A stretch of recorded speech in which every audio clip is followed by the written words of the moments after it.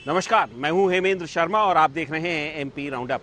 मध्य प्रदेश सरकार ने साल 2023, साल 2024 के लिए नई शराब नीति की घोषणा की है। मोटा मोटी इस नई नीति की, जो कि 1 अप्रैल से शुरू होने वाली है, उसके तहत प्रदेश भर में सभी अहातों को बंद कर दिया जाएगा, जिसकी संख्या लगभग 2600 के आसपास है।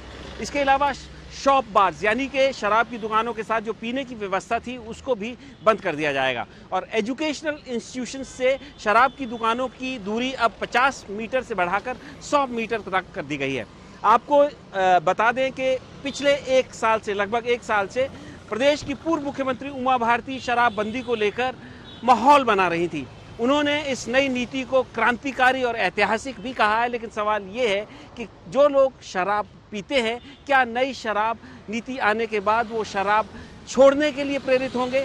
और सवाल ये भी है कि जो रेवेन्यू शराब से सरकार को मिलता है, क्या उसको सरकार रिवाइज करेगी? क्या अभी तक इस साल 9,000 करोड़ रुपए सरकार को शराब से रेवेन्यू के तौर पर मिल गए हैं और सरकार का एस्टिमेट है कि 13,000 करोड़ रुपए उनको मिलेंगे। लेकिन क्या नई नीति के बाद इसको रिवाइज किया जाएगा? क्या सरकार अपने शराब से होने वाली कमाई को कम करेगी? इन तमाम सवालों पर बात करने के लिए हमारे साथ मौजूद हैं सीनियर जर्नलिस्ट देशदीप सक्सेना। बहुत बहुत स्वागत है सर आपका। सबसे पहला सवाल तो यही कि ये जो नई नीति आई है, जिसको उमा भारती क्रांतिकारी और रेवोल्यूशनरी बता रही है, सबसे पहला सवाल तो ये कि क्या ये उमा भारती के दबाव में बनाई गई है या चुनाव का साल है इसलिए लोगों को कुछ नया चीज पेश करनी थी इसलिए सामने लाई? बिल्कुल, आपके सवाल में ही आपके जवाब छुपे हुए हैं महेंद्र जी।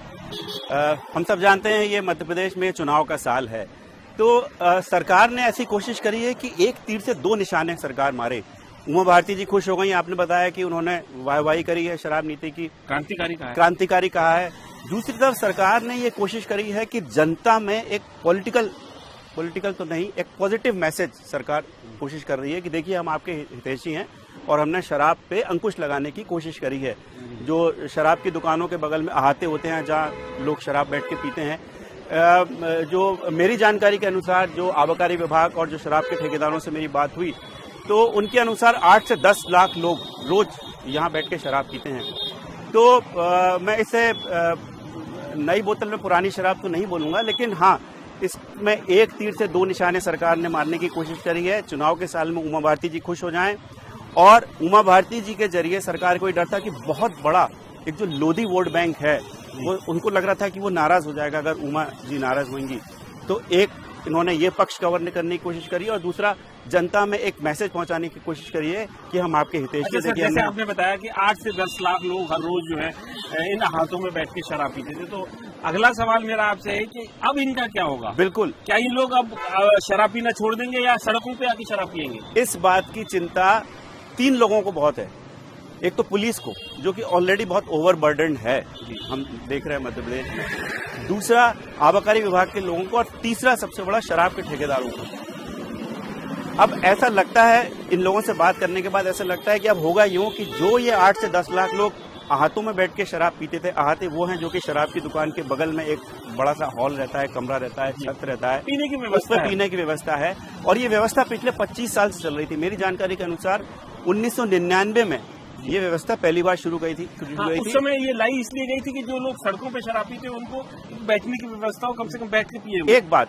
दूसरी बात ये भी थी कि जो बियर बार्स थे उस वक्त, उसमें ऐसा समझा जा रहा था कि बहुत स्मगलिंग हो रही है, तो लोगों को बियर पीने की व्यवस्था की जाए और सरकार को रेवेन्यू में फर्क ना पड़े, इसलिए। लेकिन हमारा जो सवाल था कि वो जो 8 से 10 लाख लोग कहाँ जाएंगे, तो पुलिस, आबकारी प्रशासन और शराब के ठेकेदार तीनों का ये सोचना है कि ये लोग अब स्पिल ओवर होंगे। जो भी आसपास की जगह होगी, वो मैदान हो सकता है, खाली पड़ा हुआ शाम को स्कूल का मैदान हो सकता है, मंदिरों का कैंपस हो सकता है, मोहल्लों की गलियां या ऐसे नुक्कड़ जो सूने हो जाते हैं। ज्यादातर ये 6 से 9, 10 बजे तक शराब पी जाती है यहाँ पर। तो ये डर 8 से 10 लाख लोग अब बाहर। तो सर मेरा ये अब आगे इससे जो लॉजिकल नेक्स्ट क्वेश्चन है वो ये है कि ये सरकार भले उमा भारती इसको कह रही है कि रेवोल्यूशनरी है, क्रांतिकारी है, लेकिन आपके ओपिनियन में आप बताइए कि क्या सरकार जो नीति लाई है इससे लोगों को परसुएट कर पाएगी या लोग किसी तरीके से प्रेरित होंगे कि वो शराब ना पिए? क्योंकि अहाते बंद होने से तो बिक तो रही है, अगर बिक रही है तो फिर शराब नहीं खरीदेगा, ऐसा तो नहीं? बिल्कुल बिल्कुल ऐसा नहीं होगा। ऐसा लगता है कि बिल्कुल ऐसा नहीं होगा कि इससे लोग डिस्करेज नहीं होंगे शराब पीने के लिए।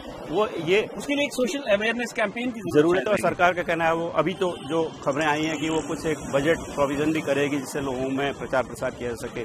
लेकिन आपको मैं एक बात बताऊं कि पिछली शराब नीति में एक क्लॉज था, मतलब एक शर्त थी शराब ठेकेदारों के लिए कि उनको जो भी ठेका उनका है उसका 85% उठाना ही है। मतलब अगर 100 रुपए का ठेका उनका है तो 85 रुपए की शराब उनको उठाना है, और अगर नहीं उठाएगा तो उस पर उनकी पेनल्टी थी। तो शराब के ठेकेदारों का कहना है कि पिछले साल हमने 85% जो हमारी व्यवस्था थी, इस साल हम 95% कोशिश करेंगे शराब बेचने की, क्योंकि सरकार ने इस नीति में 10% रेवेन्यू अपना बढ़ाने के लिए, जो आपने कांकड़ा बताया, उससे 10% ज्यादा में सरकार कोशिश करेगी कि ठेके जाए। तो मतलब शराब के ठेकेदारों को ज्यादा पैसा भी देना पड़ेगा और अहाते भी उनके बंद होने वाले हैं। तो इसका मतलब यह है कि मध्य प्रदेश में शराब की ऐसा समझा जाता है कि खपत बढ़ने वाली है। सर, जैसे टारगेट, मेरा फाइनल क्वेश्चन आपसे यही है कि 13,000 करोड़ का रेवेन्यू एस्टिमेट एक्साइज से या शराब से मध्य प्रदेश सरकार को है। 9,000 करोड़ रुपए ऑलरेडी इस साल उनको मिल चुका है।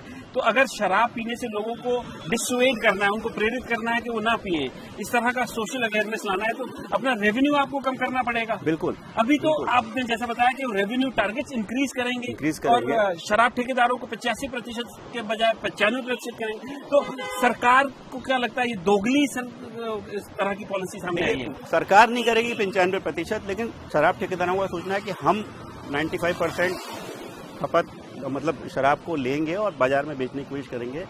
और प्लस जो उनको जो नुकसान उनको लग रहा है होगा अहाते बंद होने से, हो सकता है, अभी तो किसी के पास कोई कैलकुलेशन नहीं है, लेकिन ऐसा लगता है कि कुछ फर्क पड़ेगा तो उसको बढ़ाने की कोशिश करेंगे। लेकिन हाँ, ये बात सही है कि सरकार को ये बात बतानी चाहिए जनता को कि वो दरअसल शराब के ऊपर रोक तो सरकार कभी नहीं कर सकती रेवेन्यू के कारण, लेकिन डिस्करेज करने के लिए, डिसुएड करने के लिए जो आपने बोला, उसमें सरकार क्या करने वाली है। और बहुत ईमानदारी से ये बात होनी चाहिए कि लोग शराब कम पिएं या शराब के प्रति उनका रुझान तो जागरूकता की आवश्यकता है।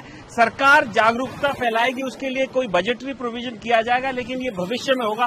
फिलहाल सरकार ने नई शराब नीति के तहत अहातों को बंद किया है, लेकिन शराब मध्य प्रदेश में वैसे की वैसी बिकती रहेगी, ठेकों में मिलेगी और लोग उसको पी सकते हैं। बस पीने की व्यवस्था, उनको जगह की व्यवस्था खुद करनी पड़ेगी। एमपी राउंड अप में सिर्फ इतना ही। कल फिर मुलाकात होगी, तब तक के लिए थैंक यू, गुड बाय।